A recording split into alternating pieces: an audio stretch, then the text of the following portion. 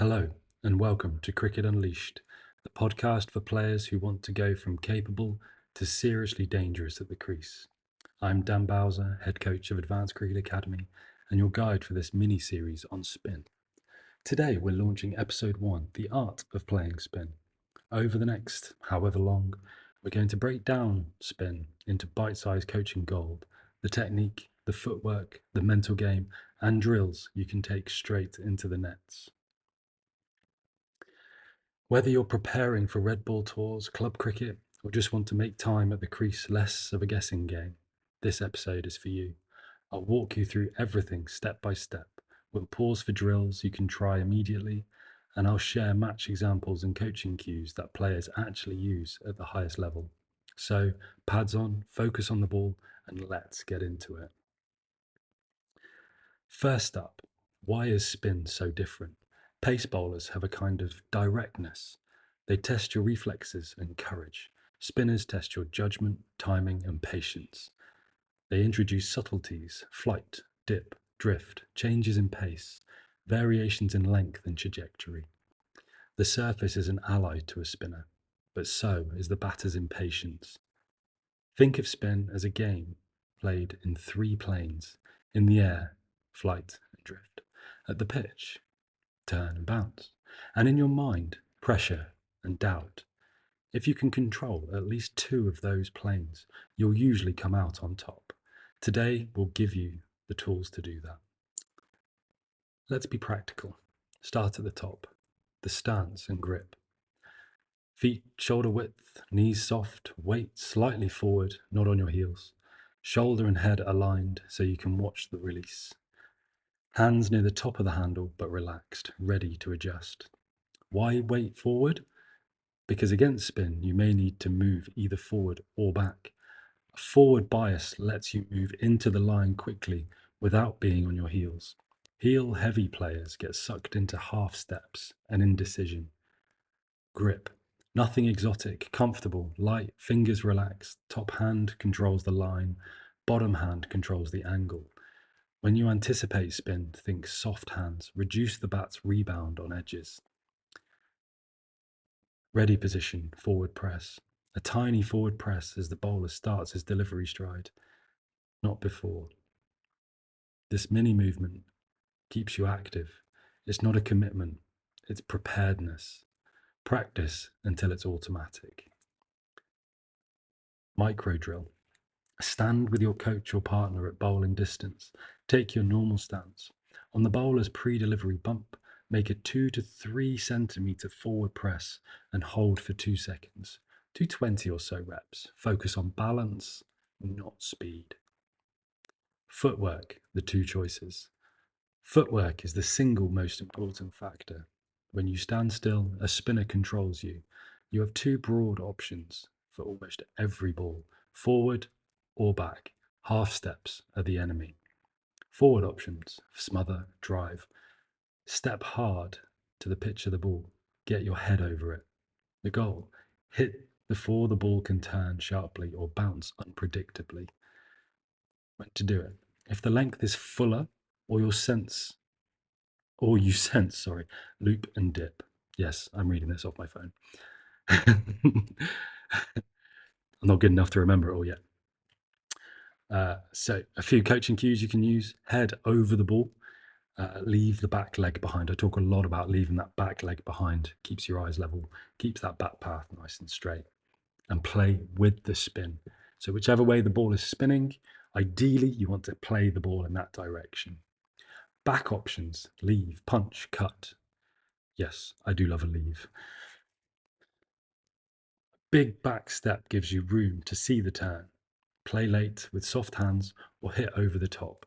When to do it: if the length is short or the bowler is bowling a quick skiddy delivery. Coaching cues: get behind the ball, play off the front toe, watch the seam or hand. Footwork drills. The yes-no drill. Bowler mixes forward and back lengths. Batter can only play forward or back, no half steps. Fully commit to one way or the other.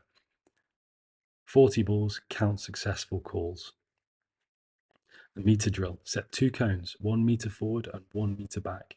The batter must step to one cone or the other for each ball. So that would be stepping forwards towards a cone, backwards towards a cone, but making it a meter is a pretty big distance. So it gets you into the habit of overcommitting as opposed to undercommitting. If you consistently find yourself half committing, slow your trigger movement down and make exaggerated practice reps. That's kind of what we just said. Exaggeration builds the muscle memory to commit either way.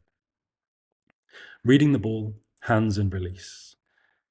Great footwork needs great reading. You must see the ball early. 3 visual checkpoints. The bowler's hand, the wrist at the point of release. The wrist tells whether it's a finger or wrist spin, and often the likely direction. The flight path in the air. Does it loop? Does it dip quickly? Loop means extra spin, generally. Prepare to get forward. Flat is skiddy. Prepare to be ready to go back. Early pitch reaction. First half second, probably, after pitch. Watch how the seam behaves and how the ball comes off the surface. The covered pitch drill is one of my favorites. Place a short mat over the pitch so the ball skids differently. Your task is to pick the ball in the air. It trains your eye to focus earlier and not be fooled by the last moment of pitch. Practical tip. Pick a release point to watch. Train your eyes to land on the bowler's thumb or fingers or wrist. This reduces the chance you track the ball late and misread the delivery. Shot selection and scoring options. Spin is not just about defence. You must score to keep the bowler honest. A spinner left alone will tighten lines and win the battle over you. Here are go-to options. Rotation of strike. Single after single prevents the spinner from settling. Soft hands and quick running are your friends. How to train. Score rotation drill. Each over requires at least 3 runs between batters. Put cones down, do something just to mimic a gap, and when you hit a gap, you run. Simple. Good calling, etc., etc. The sweep family, it's a good, I love that. Conventional sweep, low, controlled, plays on to the onside. Great for off spin, unless you're left-handed. But I mean, either way, left arm spinner bowling over the wicket, something like that. The paddle, fine sweep, excellent when the spinner drifts outside off, and the keeper doesn't. I don't know. The keeper doesn't really play much of a part there. If you go down too early to play it, the keeper might get a bit of an idea and might make a little movement towards leg side. So make sure you don't go too early. The slog sweep, slightly higher risk. Pick the right ball. That is the key. I tend to play the sweeps off the line as opposed to anything. Being a compulsive sweeper, I never really know what sweep I'm going for, but I do love a sweep. But just make sure you pick the right ball to play it to. You don't want to. It is quite a high risk shot, and it can go wrong. And be sensible with when you play it. If there's 3 out leg side, probably not the option to go slog sweep unless the boundaries are reasonably small. Technical cues for sweeps. Get the front knee as close to the pitch of the ball as possible. That means you can extend out over. Keep the head over the ball, eyes level. That's a key one. If your head's on a bit of a wonk, you're going to have a hard time picking up the ball. The bat wants to come through horizontally for the most part. Anytime it sort of comes vertical or 45 degrees, you risk top edging the ball or missing it completely, and that's not an ideal situation to be in. And as you bring that bat through, just sort of let the wrists at the end do what they need to do.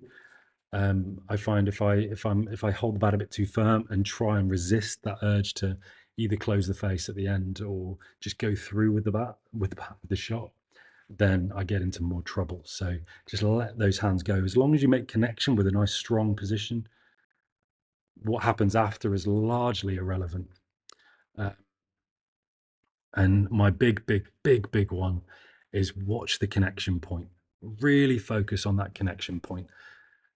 When is the ball meeting the bat? You know that if you hit the middle of the bat, that ball's at least a single.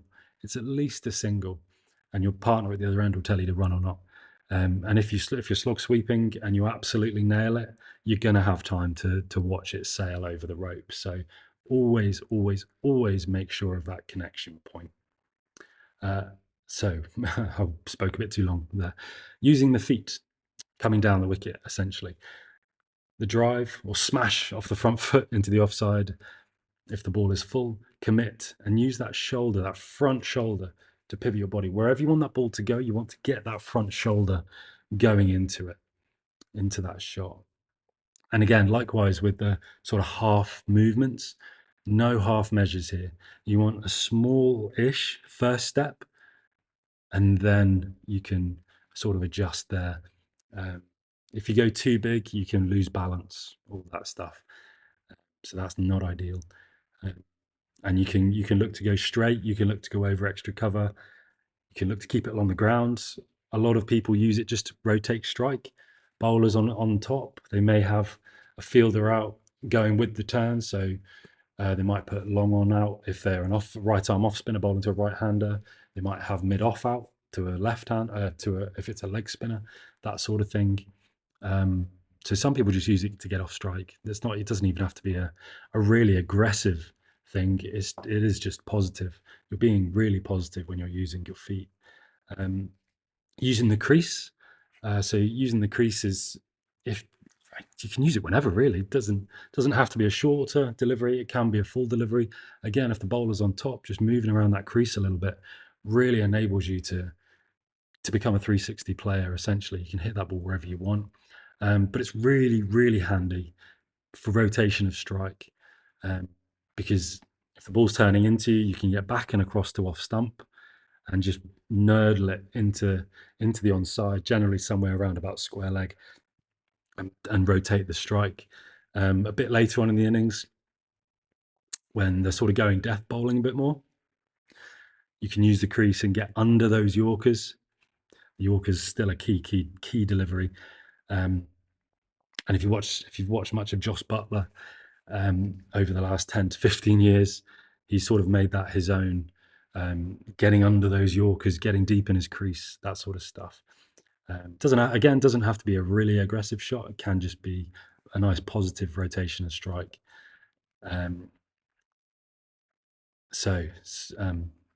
Yeah. Some drills, some scoring drills.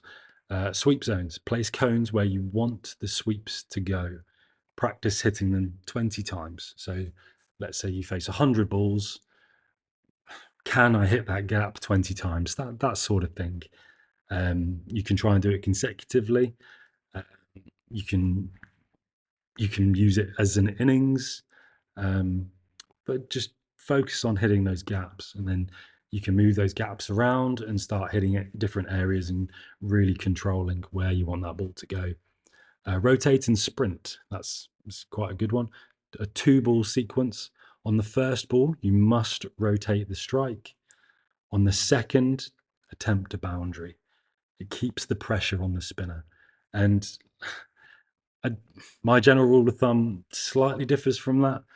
The first and last ball of the over, I tend to think about looking for a boundary, because it sets the over up really well and finishes the over really well. So you get a boundary off the first ball, 4 or 6, whatever, we'll say 4, and then you get 4 singles. Well, that's great. I'm up to 8. And then I hit a 6. Well, that's great. That's maths I can't do. 14 off the over, and possibly only taken 1 risk. So it's, when we simplify it, it sort of works out well. But doing this drill, it works equally well. You're still going at 5 to 7 a ball, sort of thing, every 2 balls. Sorry. So yeah, very, very, very good drill. The mental game: patience, plans, and pressure. Now the mind: spin bowls at your doubts. Yes. Great. The great players treat it as a slow burner. Small wins stack up. The mental checklist pre-ball. What is the bowler's plan? Can you pick up what the bowler is intending to do? How is he going to attack you? Where are my scoring options? Where are my scoring options if it's full, if the ball's full? Where's my scoring option if the offside is packed? Where's my scoring option if they drop short? That sort of thing. If I play a miss, what's my recovery? This is a big one. So if a decent spinner is on and you're playing and missing a lot, they're doing a lot with it, it's so easy to get a little bit stressed and really start trying to sort of overthink things and do too much. So how can you remain calm? Is it breathing? Do you take a little wander away to square leg and sort of forget about the world for 15 or so seconds? Do you stay still? Do you visualize where you're going to hit this ball? Uh, a few rituals to stay calm, like I've just said, a simple deep breath in the set position before each over, a single word cue, balanced, light, forward, something like that, a little forward press. I know a lot of people, the great Tom Scully, cricket mentoring, he did a video on, and his is win this ball, which I think is great because that's a real positive mindset to get into. Win this ball, and that win might be, like I say, if the bowler's on top, it might be just rotating the strike. It might be getting a positive shot away, even if it's not even if it doesn't go for any runs. Can you try and revert some pressure back onto the bowler? Situational thinking. If the scoreboard needs consolation, you've lost a few wickets, etc., in quick succession, rotate the strike and be a little more conservative. If the scoreboard needs quick runs towards the end of the innings, or you're in a bit of a higher run chase, pick the spinner you'll attack and clear your mind to execute one or two big shots well. I call these my get out of jail free shots. They're shots that you practice enough to use them whenever you want. For me personally, it's probably a slug sweep, looking to go over a straightish mid wicket, and going over extra cover. Very rarely do they have. Do any real teams have fielders over there? But saying that, they could. So it's so. But those are my general two get out of jail free shots. So where are yours? Where are yours? Drop it in the comments. I don't mind. Yeah, it's um, before every over in the nets, take a 3 second breath in, 3 second breath out. Practice staying with your breathing pattern when you face a tricky delivery, just so you don't get flustered. Nothing changes. All right, you played and missed. Can't do anything about it. Forget it. Forget it. What's the next ball going to do? How are you going to play that next ball? Drills and practice. Let's finish with practical sessions you can use across a week, couple of weeks, whatever. I'll give you two sample routines, a skill session and a match scenario session. Skill session, roughly an hour. Warm up, mobility, light catching, eye training, so good. Throwdowns with a short mat to pick the ball in the air. Footwork, moving forward and back, that meter drill that we spoke about earlier. 60 balls, something like that, moving forwards and back. You can mix it up. If you've got someone working with you, they can tell you which way to go forwards. You have to go forwards, backwards. You can even mix it up and go opposite. If they say forward, you have to go back. That sort of thing. It sort of makes your brain work really hard. Sweeping practice, the cone drills, brilliant, absolutely brilliant. 40, 60 balls, something. It goes quite quickly. And I try and do that 2 or 3 times a week. So if you think about it, I'm hitting at least 80 balls per session there. Game simulation, 15 or so minutes. 6 overs, batter must rotate at least 4 times. Yeah. So in 6 overs, can you rotate the strike 4 times? Obviously, if you're slightly more competent than that, could you maybe do twice an over, 3 times an over, 4 times an over? Can you get a boundary? Yeah, can you implement that single then a boundary, or boundary then singles, that sort of thing? And then a cool down review, notes on what has worked well. Can you analyze what you've done? Can you evaluate what you've done and Note down the positives so you can take it into the next session. The match scenario session, roughly 45 minutes, 4 overs of spin at match intensity, match pace. The batter must hit at least one boundary or rotate the strike every over. Essentially, we're looking at a minimum of 6 and over there. And you can play around with it. You can play around with it. You can make it easier, 4 and over. You can make it harder, 12 and over, something like that. But change it each time you do it, just so you're not stuck in the same sort of process. Sorry, I have wind. Pardon me. Include fielders in match positions to practice running and finding the gaps. Again, a really big one for me. I just put coned areas down where there is a gap, and go from there. I hit the gap, I run. Simple. If I'm working with my coach, who incidentally is my father, hi dad, they can shout. They depending on how hard you've hit the ball, coach might shout 2, 3, whatever, 4, 30, that sort of thing, and really focus on forcing yourself to run those runs, just so you do it in a game situation. So yeah. And then record the session or have a coach give immediate feedback. Note footwork mistakes specifically. Am I committing forward or back? Am I using the crease? Am I getting into those good positions? Am I going at the ball when I'm sweeping? Having somebody there to watch you and scrutinize movements, underrated, massively underrated. So where possible, can you either record with a phone? Have you got a coach there with you? Ideally, at least 2 targeted spin sessions per week and at least 1 match tempo net where you have to score under a specific constraint. So whether that's a time constraint, you've got 4 overs to score as many runs as you can. You've got 6 overs to get 10 and over, that sort of thing. You're playing 3 sweeps and over, something like that. Just mix it up.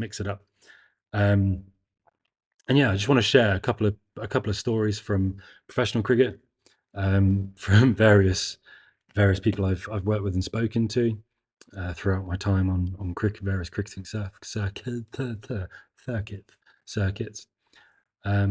Top player once told, I'm not going to name drop. Top player once told, if I have a choice, I'll always go forward or I'll go back. Indecision costs me wickets. That single change, committing early, even just by a hair, improved his strike rate against spinners. Strike rate against the spinners significantly. Rotation wins tests.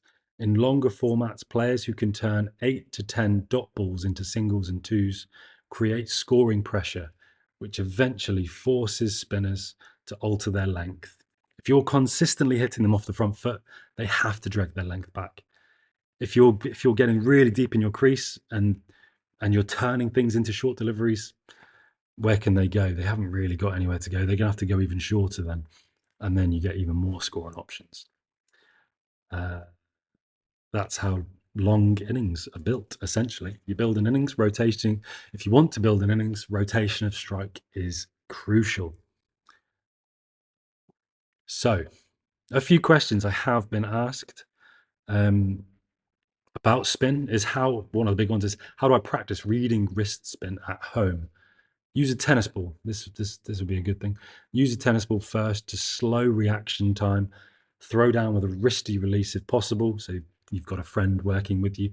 Just get them to mimic that wristy action, getting that leg spin action going, and focus on watching the hand. A lot of leg spinners have different variations. If you watch a Dil Rashid bowl, it's got multiple variations. So really watching the hand can really tell you a lot about what ball he's about to let go at you. Yes. Focus on the hand, not the pitch necessarily. So yeah, that wraps up episode 1 of Cricket Unleashed, the art of playing spin. Today we've covered stance and grip, footwork decisions, reading the ball, scoring options, mental tools, and training sessions. If you take one thing away from today, decide early, move with intent. Spend a week focusing on exaggerated forward or back steps and see how the puzzle gets simpler. If you like this episode, subscribe to Cricket Unleashed. Well, Advanced Cricket Academy. That's what that's what the channel is. This podcast is called Cricket Unleashed. Leave a comment. If you've got any questions, if you've got any positives, negatives, let me know. I've got fairly thick skin. And let us know if you've had any good battles with spinners. Let us know if you let us know what you like doing. And yeah, we'll go from there. Yeah. So yeah, thanks for listening. On to part 2. I'm not sure when I'll get that done, but I'll get it done soon.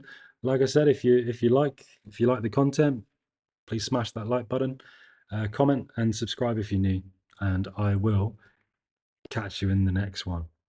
Take care.